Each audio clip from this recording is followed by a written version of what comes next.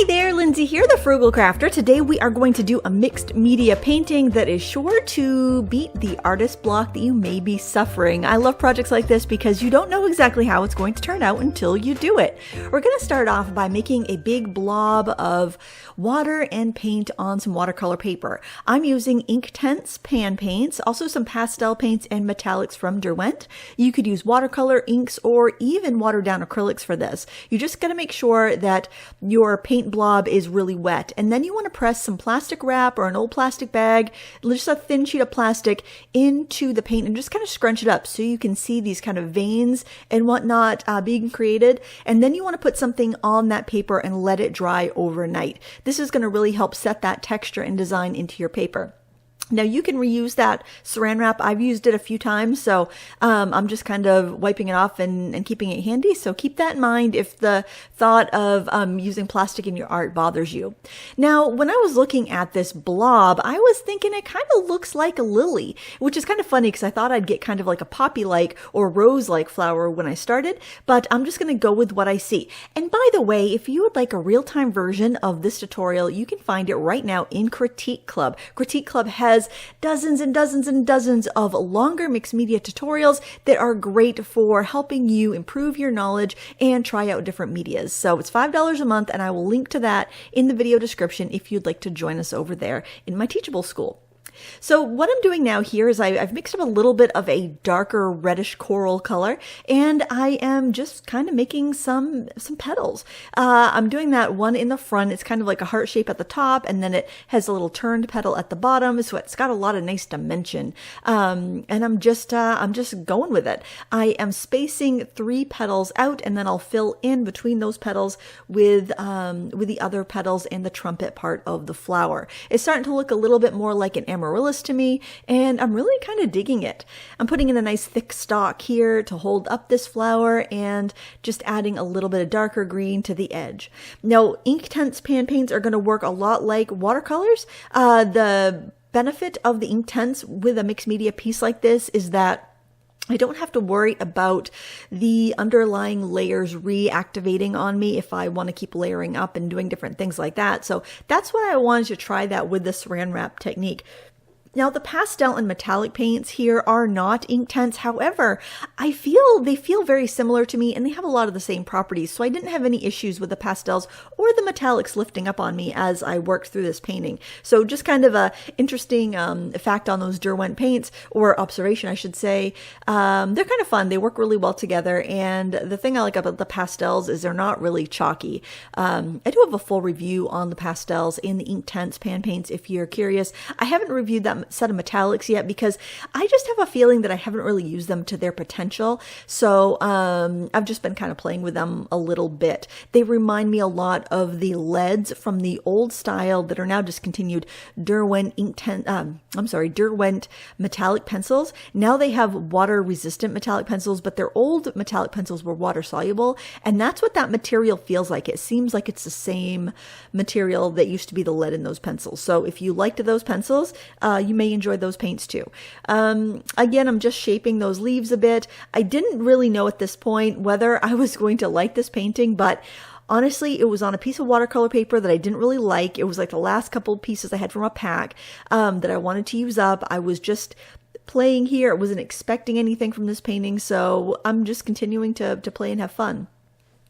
I'm glazing on some of the sheer gold paint from the metallic paint set. Some of the paints are more like pearl opaque colors. Some are more sheer glittery colors. So I definitely recommend doing a swatch of those paints on white and black just so you know what you're getting and how the opacity is going to be. Because they're kind of fun to layer up as long as you know whether you're getting a sheer color or you're getting an opaque color, because I like to see the colors through, especially if I have some texture and I've been building up some layers and texture. I want to use a sheerer color so I'll be able to see the previous layers through that. Now I'm using a real brush pen here. This is a water-based ink pen to add some deeper tones that I feel like this needs for the depth, like in the inside of the flower, to give it that kind of trumpety feel, and also to add a little bit of detail here and there. I love to mix these on top of watercolor crayons, gouache, and even ink and watercolor watercolor because they do pack a punch. I have various brands of these different pens. I honestly don't find a huge difference between the use and quality of any of them. I will say that I like the Ohuhu and Color It ones just because you can unscrew the back and you can drop more paint, more ink in. And you can find some refills, or you can use like inexpensive liquid watercolor, like the Blick liquid watercolor, to refill them. So if I have to prefer one over the other because they all pretty much work the same way, I would say go with one that you can unscrew the back of. The Ohuhu Natural Aqua Brush is probably the most affordable in that ilk of products. Now here I want to put a background in, and like I said, I'm not really worried about anything happening to my flower because for the most part I use the Inktense pan paint, so I know they're not going to lift up. But still, because I have some real brush pen in there, I don't want to like really wet over the flower, so I'm just trying to go around it a bit. But I am using muted colors, so it shouldn't look too cut and pasted when I'm done. Now again, I'm going to use that same piece of saran wrap to create some texture in this background. If you have lighter pastel tones like this, you're going to have less contrast and you're not going to see as much of an effect. So if you really want to get a strong plastic wrap effect, you want to use darker colors, but I didn't want that at this stage. I'm putting a piece of cardboard on top. It was a backing from like a watercolor sketchbook, I think, and then I'm waiting that and letting that dry. And you can see I've got a subtle, just mottled, marbly kind of texture in the back, which is just what I wanted. It's actually a little bit darker than this. I think my camera kind of bleached that out a little bit, but it looks really pretty and it's just what I was going for. Now, I don't know if you remember when I bought these stencils. If you follow my Sat Chats, you might have remembered me mentioning these, but I hadn't gotten around to using them yet, which is kind of shameful because I've had them for so long. So I thought this is the time. I grabbed a blending brush and a kind of corally colored Distress Oxide ink to stencil on some of this kind of organic type of pattern. I like stencils like this that have kind of like non-directional, organic looking, like natural looking repeating pattern, because I can kind of go here and there. I don't have to line anything up. I can just kind of put it here. And I should say, well, I can repeat this pattern. It's not like a really geometric repeating pattern. It's just kind of like an organic one. Again, I'm not worried about my mat. I'm going to wipe that all up when I'm done. And I'm choosing colors that are in my flower. So I went with that corally red for my stenciling. I'm going to use this Chianti winey purpley red for some stamping. I just basically wanted to stay within the colors that I've been using. I don't want to overpower my design, but I also want it to have enough contrast that it stands out. If I had stamped with that coral color I just stenciled with, it would be a little bit darker because I'd be stamping rather than stenciling, but it wouldn't give me the contrast I wanted. So I feel like this worked really well. I really kind of like it in just one corner, but you can repeat it elsewhere if you want to. It's completely up to you. I did the stenciling in all the corners, so I didn't feel like I needed to repeat that elsewhere. And plus I wanted to get this script in here. Now I want to talk about how I store these stamps. If I have a big rubber stamp that I like to use in backgrounds, I actually keep them in a big bin that I can flip through. All my other stamps are in like binders, like notebook style binders, so I can flip through them and they're assorted by theme, but all my backgrounds are in a big box that I can just like flip through and grab what I need. So I just wanted to mention that in case you find that maybe you have a script like this, that maybe it was part of a set, but you only use it as a background. Put that with your other background stamps, because when you're looking for a stamp like that, you're going to want to find it. And that's what I did here, because that little script stamp was actually part of a set and I just separated it so I would have them in my backgrounds. I'm using an Inktense pencil to draw in the stamens and pistils here on the plant, and I really like this. It's the same suite of products as the Inktense pan paints, and the Inktense pencils are the oldest product like this. You may even have those in your stash. I do find, even though they all have the same property of not being reactivated once you've wet them on your paper, I do find the pencils are different than the pan paints and blocks. So the pencils to me seem more vibrant and more transparent. The pan paints feel a little bit more opaque, and the blocks almost are a little bit chalky. They all work great though. I like them all, but I do like to keep that in mind when I'm using them and when I'm recommending them, because you may like one and not like the other. I am now really liking the pan paints. At first I didn't like the blocks, but now I'm finding I like the blocks more and more. But the pencils I still find to be the most versatile Inktense product if you want something to start out with, especially if you like to do, if you're primarily a watercolor painter or you like to do rubber stamping. They're just really tough to beat. Now here I'm using some of the darker kind of purpley color Inktense pan paints for these tops of the stamens, and I wanted to do that because I know that will lock down and be not reactivatable, and I'll be able to go over that with like metallics and stuff if I want to. I'm doing the tops of them with some like ochre color to give it that almost pollen-y look, and I'm adding in a little bit of red because I feel like the browny purple color was just not quite right, so it just needed a little something else in there. I like that browny purple color because it's really similar to that Chianti ink that I used to stamp the script and the swirlies in the background. And I thought I'm going to reproduce or cross-pollinate that color, pollinate sea flowers, by doing some little dots, specks on the petals, because I was thinking kind of like a stargazer has those specks, and I just think that would look really nice. Plus, this is my fantasy flower world, and I can paint whatever I want. And I like that, reintroducing that color in both the stamens and in the petals, and just kind of bringing it around, and even adding a line here or there where I feel like I need a little more depth and a little bit more distinction. So really let your gut guide you when you're doing a project like this.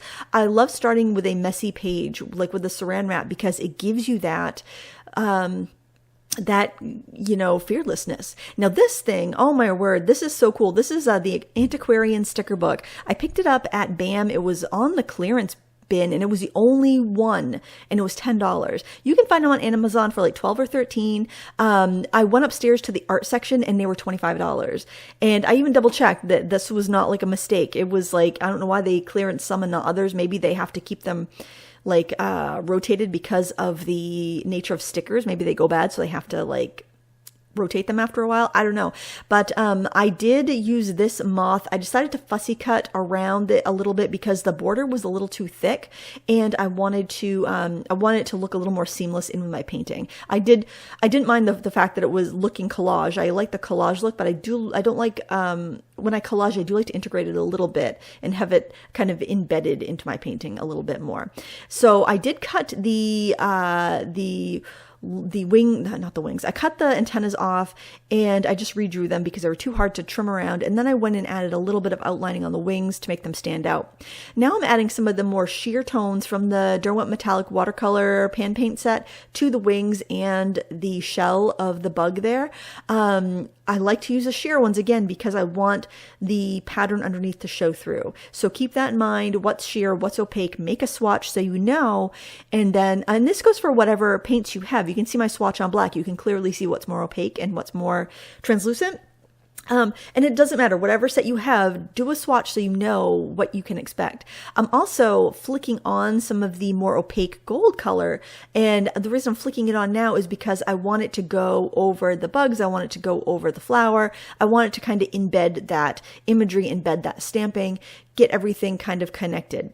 Now I heat set it, and I realized that the adhesive was not going to cut it on these stickers, so I am just kind of tucking a little bit of glue underneath there to help stick it down. And I'm really liking how this is coming out. Now, a quick tip, if you find your painting wants to curl on you while you are, while it's drying or while you're drying it with a heat tool, flip it over and dry the back side, and that flattens it out pretty well. I'm adding some highlights here with a little bit of the white pan paints. I'm adding a little bit of metallic here and there. I'm just doing these little finishing touches that are kind of like the sprinkles on top of a cupcake. They're the things that make your painting look a little bit more fresh and gives it that pop. And especially with mixed media, when you can have a lot going on, it can help you add a little bit of definition and interest. So I also picked a couple other stickers from that book. I just decided to go right ahead and add some glue to the back of these. I'm using matte Mod Podge. That's what I generally use for collaging and for, gosh, almost everything. I use matte Mod Podge. I bought a gallon of that stuff and it's great. And it doesn't leave a snail trail if any of it like squishes out from underneath your stamp, which is really nice. I use a fine liner to add in the antennas and also to outline the wings. I haven't done that yet, but I didn't want to forget to mention that. So whenever you're doing any collaging and you have to cut out butterflies or bugs and the legs are just too difficult to cut out neatly, cut them off and just redraw them in with a fine liner. And then outline bits if you need to make it work and make it look like it goes. It really does help, especially if you're not a great fussy cutter. I probably could have ripped the sheet out and used it on my Scan and Cut, but I didn't want to rip pages out of my sticker book. I can handle cutting that out by hand. And I'm sure you can too, but I'm not the best cutter. So, cutting off legs and antennas and drawing them in later works. Just make sure your paper is really dry when you do that. If you go on damp paper with a fine liner, you will wreck your fine liner. So I just want to make mention of that so you don't have that happen to you. I wanted to talk a minute about displaying a painting like this where you've worked all the way to the edges and you've got the pretty gold border and you've got stamping and stenciling right off the edge. It's so lovely, and it would be a shame to have a mat covering up that edge. So what I recommend doing is mounting this to a piece of black museum board or black mat board and then putting a mat on top of that, but leaving some of that black to reveal so you see the complete edge of the painting. That will look so pretty, and then all of your work gets to be displayed. I hope you enjoyed this video today. I will link all the supplies I used in the video description. If you'd like a real-time version of this, you can find it up now in Critique Club. I'll have a link to that too. And as always, thanks for watching. Please leave me a thumbs up before you go. Until next time, happy crafting.